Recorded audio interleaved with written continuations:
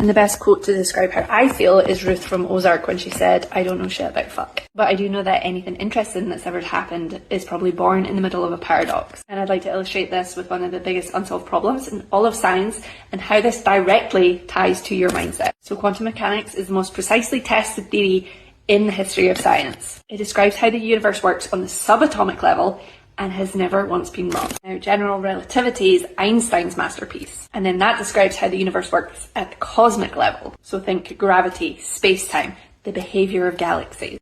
It too has never once been wrong. Now here's a bitch.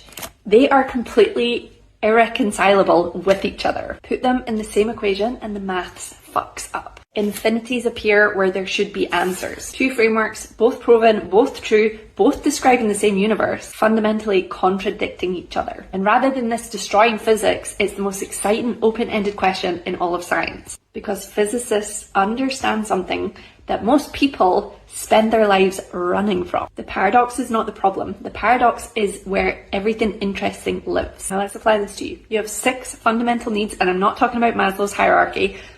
4 of these I want to talk about, and that is because they actually exist as 2 perfect paradoxes. First paradox is security and variety. You need security, stability, certainty to know that the ground beneath you isn't just going to give way. And you need variety, that is novelty, surprise, the feeling that life can still astound you.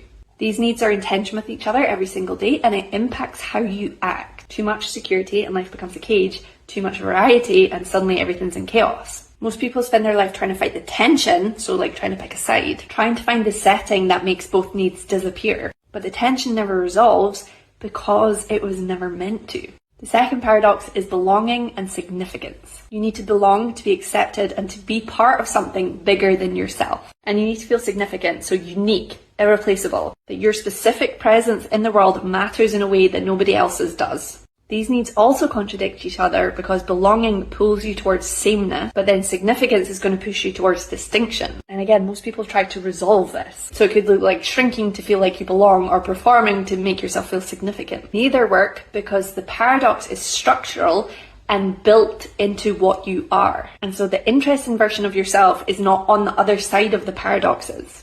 It's literally built inside them. It's in the person who can hold security and variety simultaneously, in the person who can belong and stand out completely, who doesn't try to resolve the tension, but learns to inhabit it.